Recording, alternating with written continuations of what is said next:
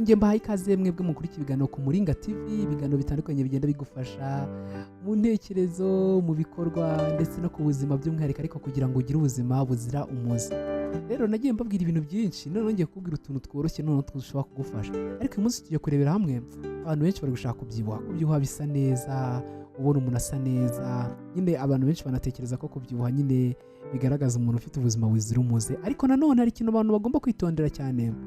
Hari abantu babikora mu buryo butashyize mu gaciro, bumeze neza, ugasanga rimwe na rimwe bishobora kubazanira indwara zikomeye cyane nk'umuvuduko w'amaraso, amadiyabete na obezite.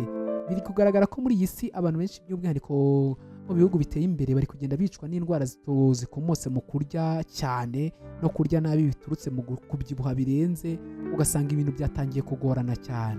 Abantu benshi rero nta nubwo bajya batekereza ko buriya ushobora gutangira ubona ibintu bisa nk'ibyoroshye ariko bikazarangira bigoye cyane. Abenshi baba mu mirimo isaba ko baguma mu biro bakicara igihe kirekire, ariko buriya kimwe mu bintu bigoye cyane utanamenya ni igihe kubyibuha byakuhindutse ugasanga byatangiye kuba ikibazo, byakubanya virusi. Ariko none uyu munsi ngiye kukubwira uburyo ushobora gukoresha bw'umwimerere busanzwe, aho ngaho ugatangira kuzana nyine umubyibuho uringaniye mwiza utuma utoha.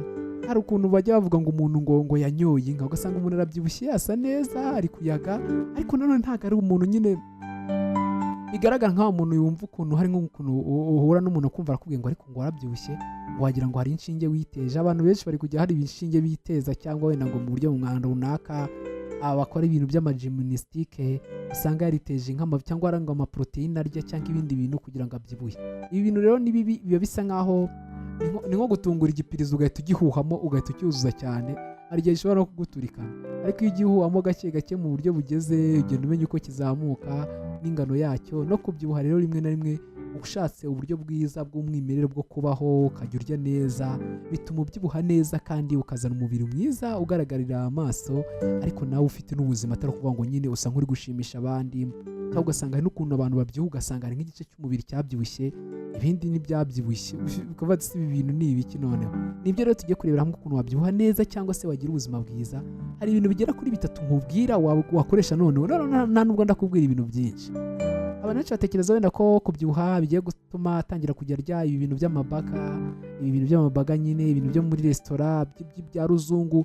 Mbibutse ko ibi bintu biri mu bintu bituma abantu batangira kubyibuha nyine byihuse cyane, ariko kubera birimo amavuta menshi n'ibindi binyamasukari byinshi, bituma nyine umubiri nyine usa nk'ubyibuha, ukazana ikintu kimeze nk'ubusambo byo guhora arya. Ariko ugasanga rimwe na rimwe kwa kubyibuha kudasobanutse, k'umuntu wabonye mu mezi 3 na 5 yirukansa akabyibuha bidasanzwe, ariko ugasanga nibyo bitera za ndwara z'umuvuduko w'amaraso, amadiyabete, umutima ndetse n'ibindi byinshi cyane bishobora kugira ingaruka nyinshi zirenze kuba wabyibuha ngo ugasa neza, aho ugasanga byatangiye gutera ikibazo. Ngiye kubwira rero uburyo bwiza bwo gutangira kubyibuha, by'ubwihariko ukoresheje imirire myiza igizwe n'ibintu 3 by'ingenzi yo kukubwira. Niba utarakora subscribe kuri uyu murongo, nagusaba kuyikora kugira ngo ibiganiro bitandukanye bijye bibasha kugeraho, kandi nkubwira ko ubuzima ari bwo mutungo dutunze iteka, undi si ibyo wifuza kugeraho byose ikabishingiye ku buzima, nkakubaza ngo ni iki waba urutisha. Just noneho rero uyu munsi tugiye kureba izo ntambwe 3 n'ibintu ugomba kujya ukoresha.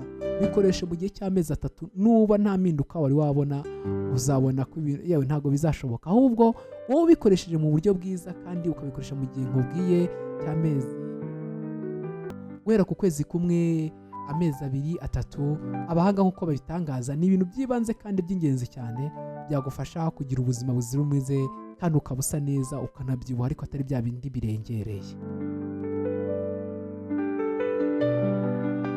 Ibintu 3 rero, cya mbere koresha ibikomoka ku mata. Amata araboneka hirya no hino kuko abanyarwanda ni n'aborozi, birazwi kuva kera barayanywaga, wasanga basa neza. Kera wasanga abantu basa neza rwose, wasanga abana banywa amata bakayabona ku buryo bwiza.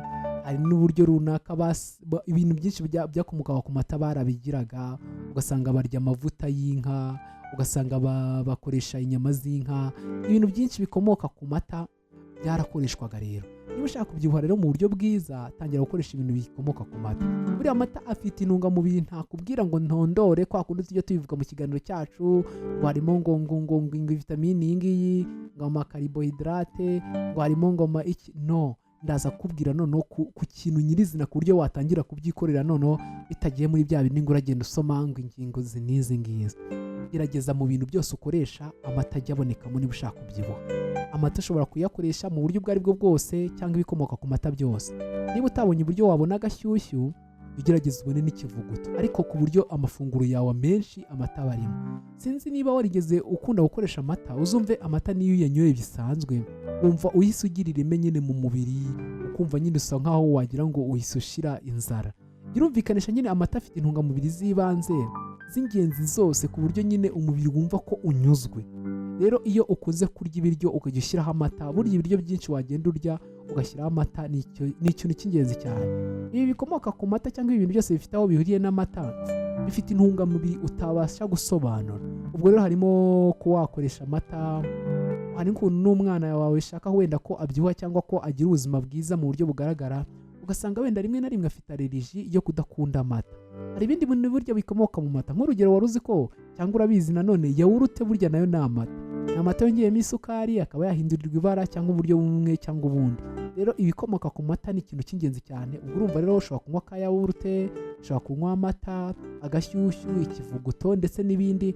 Burya rero abazungu bafite n'ukuntu bateye imbere, nubwo nabyo ntabigushishikariza, ahubwo icy'ingenzi wabikoresha, ariko hari uburyo bo bayashyira nko mu ukagira nk'ifu y'amata cyangwa ibindi bintu bikoze mu mata. Tangira gukoresha ibintu byose bifite aho bihuriye n'amata niba ushaka kubyibuha mu buryo bwiza. Kandi icyiza nakubwira ni uko wakoresha amata y'umwimerere, ayo waguze. Byashoboka niba ufite nk'inka cyangwa wabona ahantu wajya ubona amata wakamisha, cyangwa ahantu wabona amata wowe nimba wifitiye inka cyangwa mufite inka, jya ukunda gukoresha amata. Genda uyabika, uzi ko amata ntabwo ajya yangirika, kuko niyo atangiye kwangirika nibwo bavuga ngo yavuze, yabaye ikivuguto, wayanywa nabwo. Ubwo rero gerageza gukoresha ibintu birimo amata. Icyo ni ikintu cya mbere cy'ibanze niba ushaka kubyibuha kandi mu buryo bwiza. Ikindi kintu cya kabiri, koresha ibintu birimo imbuto. Ushobora kubwira imbuto ukavuga ati se imbuto ko arizo kuramira umuntu kugira ngo wenda akire indwara, cyangwa se ziba mu gice cy'ibirinda indwara se wenda, cyangwa se kiba mu gice cy'ibitanga amavitamine runaka, cyangwa se kiba mu bice by'ibyubaka umubiri, cyangwa ugasanga hari ubundi busobanuro umbwiye. Duhereye kuri bya biganiro byose twagiye tuvuga, duhereye ku rubuto rumwe cyangwa ubundi, ariko by'umwihariko koresha imbuto. By'umwihariko hari imbuto zigera kuri 3 nakubwira wakoresha. Urubuto rwa mbere, koresha imineke. Buri imineke utangiye kuyikoresha ukajya uyikoresha n'amata, nkwe nk'urugero package nziza, ugiye gukoresha amata ukarya ugakoresha n'imineke, byatuma rwose ubyibuha mu buryo bwiza kandi ukagira ubuzima buzira umuze. Ubwo urubuto rwa mbere nani nkubwiye ni imineke. Ikindi, koresha imbuto zirimo ikintu gisa, za mbuto zumvikana zisa nk'iziryoshye. Ubwo n'amaronje, ubwo nyine ni amacunga, nayo ni ikintu cy'ingenzi. Hari ikiganiro nabateguriye ku rubuto rwitwa amapera. Abantu benshi ntabwo baruzi, ariko twavumbuye ko ipera ari urubuto rw'ingenzi ku mubiri w'umuntu kandi rukanafasha mu bintu bimwe cyangwa ibindi. Ubwo rero nanone imineke, ibintu by'amaronje tangira ubikoreshe. Nanone kandi ushobora no gukoresha avoka, kuko na avoka nayo ni urubuto rwiza. Ndikubwira urubuto zoroshye kandi ushobora kubona amafaranga yawe 200, 300, 400. Ibyo ndi kukubwira ushobora kuba wabona package yabyo, cyangwa se wabona urubuto byibura singo rumwe muri zo ukaba warukoresha kugira ngo ugire ubuzima bwiza. Kureza gutangira kwishyiramo cyangwa se kwitera za vitamini zigurwa, ziba ari zishobora kugurwa menshi kandi zishobora kukugiraho ingaruka mu gihe urubuto warubona. Imineke rwose iragaragara ahantu hose. Nk'urugero, utangiye package yo gukoresha imineke ndetse n'amata, byagufasha urugendo rwawe kandi bikagenda neza. Ubwo ikintu cya mbere nakubwira gukoresha ibikomoka ku matungo, by'umwihariko amata. Hari ikindi kintu nibagiwe ku mata. Amata ntabwo ari ay'inka gusa, buriya ushobora no gukoresha amata y'ihene, aya bita amahenehene cyangwa amashunushunu. Ni ay'ingenzi cyane. Goat's milk ziragurwa, burya abantu benshi ahubwo bazigura bazipakeginze muri ibi by'abazungu, ntibumve ko ariyo bagize. Ariya yo noneho afite n'umwihariko, uzi ko n'abana batangiye kurwara indwara zijyanye n'imirire mibi, nka za zindi twumvaga twigaga ngo zitwa kwashiorkoro, ngo marazima, nyine bwaki n'ibindi zose. Buriya amata y'ihene, amashunushunu arabafasha cyane. Ubwo nivugiraga ku mata, ariko amata ni ingenzi cyane ku buzima. Noneho imbuto ni ikindi kintu cya kabiri nakubwiye, by'umwihariko ukita kuri ziriya nakubwiye kandi ziboneka hafi aho ngo, by'umwihariko utangiye gukoresha imineke, byaba ari imbuto, byaba ari ibintu byiza.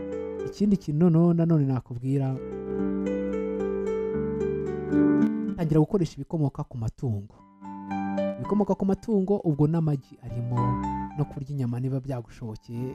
Akanyama burya wakabonye kameze neza, wayiteka inyama ukayiteka igihe kirekire, ukabikora neza, ariko inyama nayo ikaba yaboneka ku biryo byawe, nabyo biri mu bintu byatuma rwose ugira ubuzima bwiza. Uretse no kuba wenda kubyibuha, wenda hari n'ubwoko bw'inyama baba bavuga ngo abantu iyo baziriyeho baratangira kubyibuha, ariko burya inyama nazo zifite uburyo zifasha cyane cyane ko gutuma nyine umuntu amera neza, zikarema intungamubiri z'ingenzi zishobora kuba zatuma ubudahangarwa bwe bumeze neza, umuntu agatangira kubyibuha. Hari abantu ba kera bavuga ngo ntabwo warya inyama ngo n'uwo munsi uze kunywa amata. Ibyo byari bya kera mu buryo bumwe cyangwa ubundi. Ni uko izo ntungamubiri zose uba uzikubiyeho ntabwo aba ari sava cyane, ariko burya gerageza ku mafunguro yawe ibyo bintu bitatu byibura habonekemo kimwe. Ubwo ntibikwiyeho noneho n'ibikomoka kuri za mbuto, imboga ndetse nk'ibishyimbo, amashaza ndetse n'ibindi, ariko ibyo bintu bitatu ntibibure ku ifunguro ryawe rya buri munsi. Ku ifunguro ryawe ntihabure ibikomoka ku mata niba ushaka kubyibuha kandi no gusa neza, cyane cyane ukagira ubuzima buzira umuze. Ikindi, mu ifunguro ryawe ntihakabureho ibikomoka ku imbuto zose runaka, urubuto runaka. Ikindi, niba bishoboka ku ifunguro ryawe reka haboneke igikomoka ku matungo. Ibikomoka ku matungo rega burya ushobora gusanga harimo n'iryogi, harimo inyama, harimo uturagara, harimo amafi, harimo ibintu byose nk'ibyo ngibyo. Ni ikintu cy'ingenzi cyane ko ku ifunguro ryawe niba ushaka kubyibuha ibyo bintu biba biriho. Ngaho rero gira ubuzima buzira umuze, baho usa neza, ishimire kubaho kandi wumve ko unyuzwe n'ubuzima. Ubuzima ni wo mutungo dutunze iteka. Fondasiyo y'ibyo twifuza kugeraho byose ishingiye ku buzima. Njya nkubaza ngo niki waburutisha? Ntacyo. Ngaho nguko rero mugire impagarike n'ubugingo, Imana n'amafaranga. Niba utarakora subscribe nagusaba kuyikora kugira ngo ibiganiro bitandukanye bijye bibasha kugeraho kandi dukomeze kureba umuryango mugari. Ciao ciao.